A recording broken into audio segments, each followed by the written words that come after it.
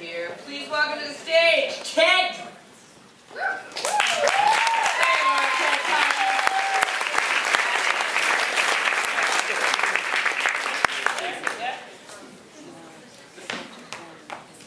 Hello. Right.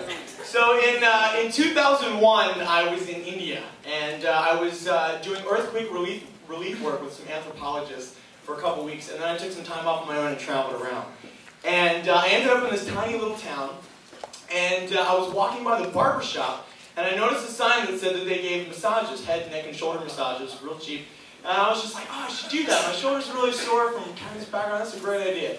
So I go in, sit down, guy starts working on me, and he does this crazy thing where he makes his wrist limp and just starts smacking my head. And I've never been able to recreate it. It felt really good. So he's working on me. I was like, this was a really smart move. And all of a sudden, the door opens real big, and this guy walks in, this huge man, and everyone goes, oh! It's the master. He goes, this large man walks in and he goes, I'll finish this. And he starts walking over to me. And the guy who's working on me, he leans down and whispers in my ear and he goes, you're very lucky. He's the master. This older man, very large, thick frame everywhere, huge fingers, comes over to me, cracks his knuckles, makes his wrist limp, and just goes to town on my head. And it was intense, but it was really good. So then he was done, and I was like, that was great, thank you very much. And he mentions that he also offers full body massages. And I was like, oh. And I was like, well, how much? You know, and for the equivalent price in US dollars was like $6. And I was like, well, you know, thinking about it. And he goes, well, might I direct your attention to this? And he points to this plaque that's hanging on his wall. And when I say plaque, I mean a typewritten piece of paper in a frame that lets you know that he is a champion Chandra masseuse. That he was bestowed the title of #1 Chandra masseuse in all of Asia by the New York Times. I had no idea that the New York Times even had the massage competition. And this guy won. And I was just like, I don't know if this is real, but you know, $6 to possibly get a massage from the greatest masseuse in the continent of Asia. Like, fuck, well, I'm gonna pass that up. So I was like, okay, well, do we just like go to the back room here? Should I just put my stuff down? He's like, no. Come with me. I was like, okay. And so he walks outside, and there's a motorcycle outside. He hops on, and he passes me back in the seat. He goes, get on. In this moment, I stopped myself for just a split second, and a lot went through my head in that 1 second. It's like, you know, nobody in the world knows where I am right now. I have all of my valuables on me, my passport, all my money, and should I not do, is this weird? Should I not do this?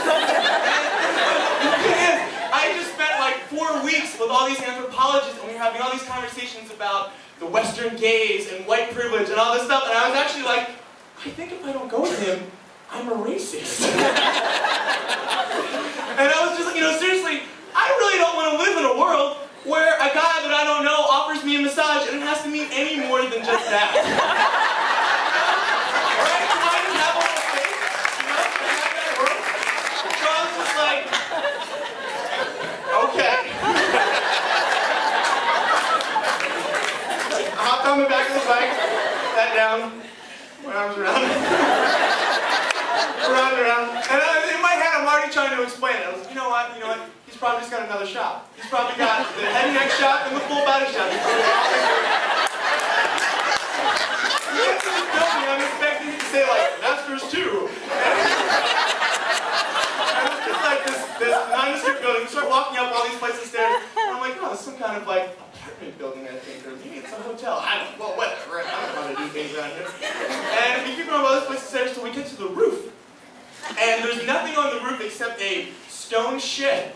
And I look in the stone shed, and there's nothing in there but an old mattress. And he goes, now take off your clothes. And I was like, well, you know, when you get a massage, you normally take off your clothes. In that context, there's nothing weird about that. You know, there's nothing weird about me taking off all my clothes right now. So, okay.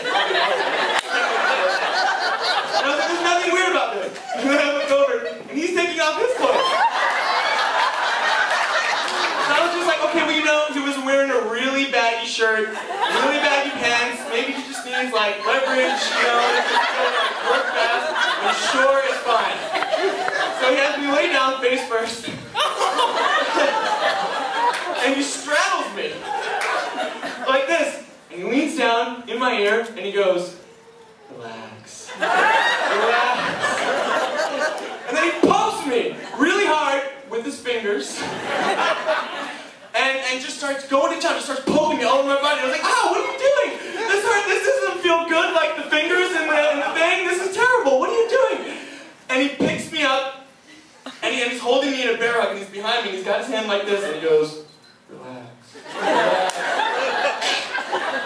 Like this, picks me up in a bear hug, starts wringing me out, throws me down on the ground, and I was like, oh my God, he was just tenderizing me. I can't, there's no one ever to leave. I don't know why I believe in people in humanity. I'm such an asshole. I'm going to fuck me in some room and no one's ever going to know. I'm never going to get mad at me. I'm just about to cry.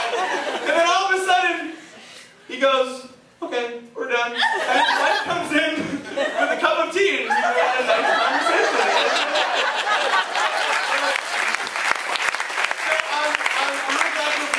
My massage had a happy ending. But in the way that I wanted it to. Thank you very much.